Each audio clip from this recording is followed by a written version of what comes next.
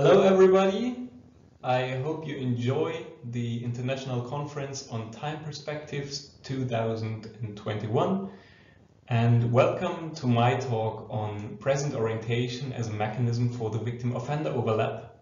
I would like to take you into criminology. We observed the robust finding that offenders are more likely to get victimized than non-offenders, and victims of crime are more likely than non-victims to offend subsequently. One possible explanation was introduced with the self-control theory by Gottfriedson and Hershey in 1990, which focuses on the construct of low self-control, which actually is some kind of present orientation, meaning that the present is considered more than delayed future outcomes.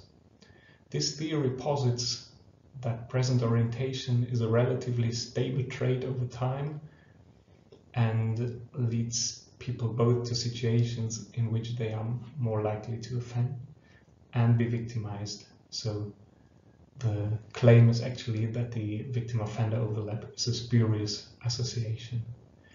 Now, this theory stimulated a lot of research, and indeed meta-analyses find present orientation can both predict offending and victimization.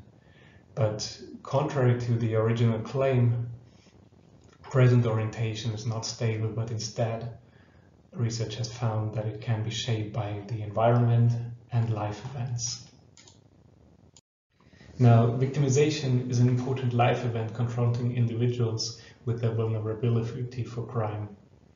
And research finds this impacts expectations for the future.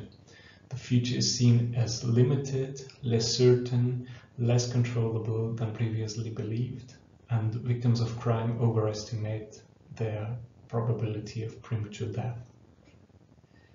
There is also some evidence that victimization increases present orientation, and this seems reasonable, right? When future prospects are bad, it is reasonable to focus on immediate rewards. But now, it is a key characteristic of crime that rewards are more immediate and potential consequences delayed.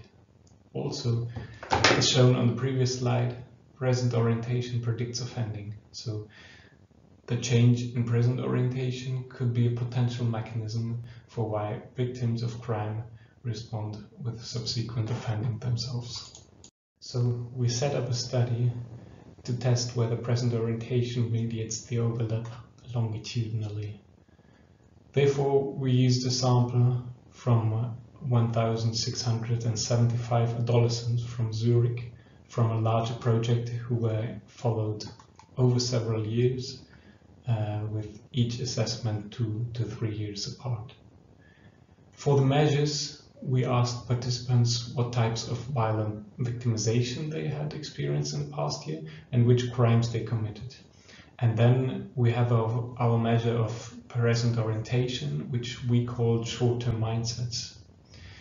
It was made up of 2 items on impulsivity, 2 items on risk-seeking, and 3 items on future orientation, which acted as an inverse indicator of present orientation.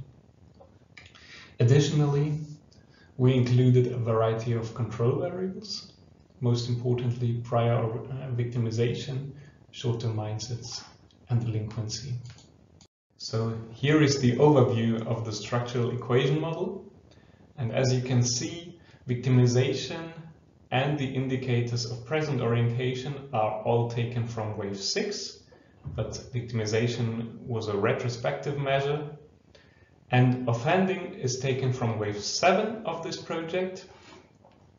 And since there was a lag of 2 years between the waves, the temporal sequence is clear for the model. As for the results, we can see here that victimization indeed predicts later offending, net of all the control variables, and victimization also predicts all 3 indicators of present orientation in our model. And in turn, present orientation predicts later offending. Well, impulsivity was not significant here, but this was likely due to problems with multicollinearity with risk-seeking. So in summary, we observe a partial mediation, And actually, we also ran a robustness check with all of the measures 1 wave later. There was a complete mediation observed, that is, just the direct path was not significant for that robustness check. And now I want to show you what happens, what the findings look like when putting all measures of present orientation together as one higher order factor. And here again, we see a strong mediation. Okay, now to conclude, we see the predicted mediation effect. Victimization increases present orientation, which in turn increases offending. So there are 2 main messages. First, the victim-offender overlap is not just a spurious association as previously claimed. And second, victimization is a crucial life event that has the potential to alter time perspectives. Probably there is adaptive decision-making at work. When perceived future prospects decrease, individuals become more present-orientated. And with this increased focus on immediate outcomes, offending becomes more likely.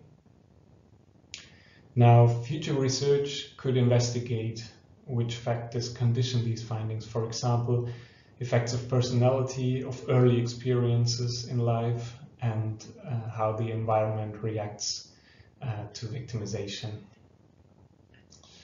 As a practical implication, of course, we should prevent victimization in the first place, right?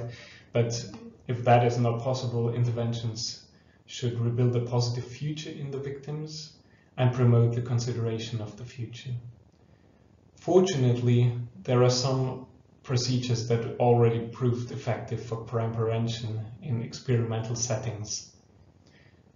But even better, these interventions do not only have the potential to curtail delinquency, but also mitigate re-victimization and maladaptive coping strategies like, for example, substance use, right?